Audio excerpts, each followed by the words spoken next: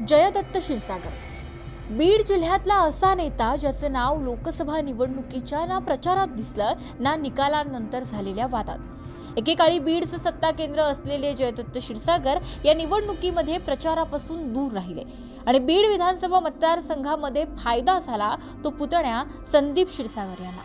2019च्या लोकसभेला पंकजा मुंडेंसोबत व्यासपीठ शेअर करून प्रीतम मुंडेंसाठी जोरदार प्रचार केलेले जयदत्त क्षीरसागर यांना भाजपकडून जवळ घेणं अपेक्षित असतानाही तसं झालं नाही आणि जयदत्त क्षीरसागर यांनीही काढता पाय घेत बीडचं मैदान रिकामं सोडलं। पंकजा मुंडेंचा अवघ्या 6,500 मतांनी पराभव झाला, पण बीडमध्ये ओबीसी विरुद्ध मराठा अशी निवडणूक झाली असतानाही ओबीसी नेते असलेले जयदत्त क्षीरसागर हे नेमके का दूर राहिले आणि बीडचा निकाल कसा बदलता राहिला तेच या व्हिडिओत पाहू।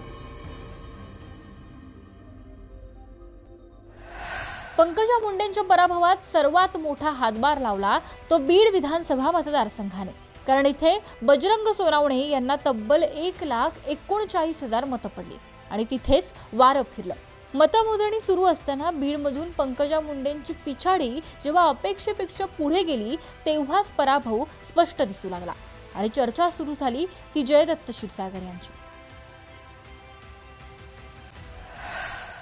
जयदत्त क्षीरसागर यांचं बीड विधानसभा निवडणूक क्षेत्रामध्ये वजन आहे। निवडणुकीसाठी जयदत्त क्षीरसागरांकडे मोठी यंत्रणा आणि संस्थांचं जाळ आहे। 2019ला पुतण्याकडून जयदत्त यांचा फक्त 13,000 मतांनी पराभव झाला। मुस्लिम मतं जयदत्त क्षीरसागरांच्या मागे मोठ्या संख्येने उभी राहतात। 2019च्या लोकसभा निवडणुकीमध्ये जयदत्त क्षीरसागर यांनी प्रीतम मुंडेंची मदत केली, पण या निवडणुकीमध्ये प्रचारात सहभागी करून न घेतल्यामुळे जयदत्त क्षीरसागर दूर राहिले। क्षीरसागर सक्रिय नसल्यामुळे कार्यकर्त्यांनीही रस दाखवला नाही आणि याचा फायदा बजरंग सोनावणेंना झाला। मुस्लिम मतं एक गठ्ठा सोनावणेंना मिळाली। बीड विधानसभेतून पंकजा मुंडेंना 77,000 तर सोनावणेंना 1,39,000 मतं मिळाली। पंतप्रधान मोदींच्या सभेला सुद्धा निमंत्रण नसल्यानं जयदत्त क्षीरसागर नाराज झाले। जयदत्त क्षीरसागर प्रचारापासून दूर राहिले आणि फायदा संदीप क्षीरसागर यांना झाला।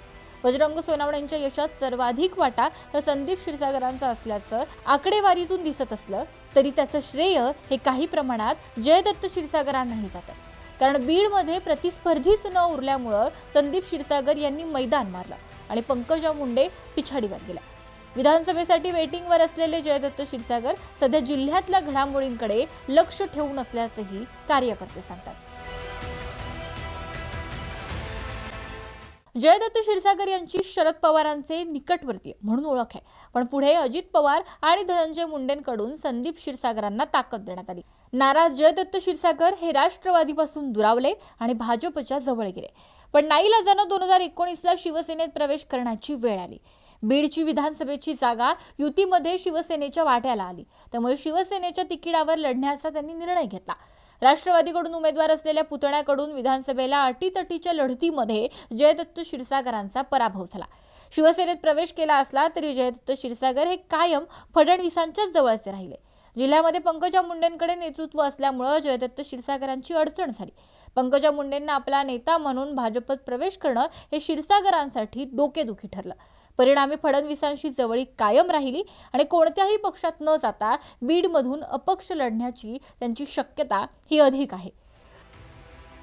जयदत्त क्षीरसागर हे बीडच्या निवडणुकीमध्ये पंकजा मुंडेंच्या बाजूने दिसले असते तर निकाल फिरला असता असं जिल्ह्यातले जाणकार सांगतात, पण राजकीय मानापमानामुळे क्षीरसागर दूर राहिले आणि फायदा सोनावणेंचा झाला। जयदत्त क्षीरसागर यांना सोबत घ्यायला हवं होतं का, याबद्दल तुमचंही मत आमच्या कमेंटमध्ये जरूर कळवा। हा व्हिडिओ जर तुम्ही फेसबुकवर पाहत असाल तर मटाचं फेसबुक पेज लाईक करा आणि जर यूट्यूबवर पाहत असाल तर मटाचं यूट्यूब चॅनल सबस्क्राईब करायला विसरू नका। असेच व्हिडिओ आमच्या यूट्यूब चॅनलवर पाहत राहा।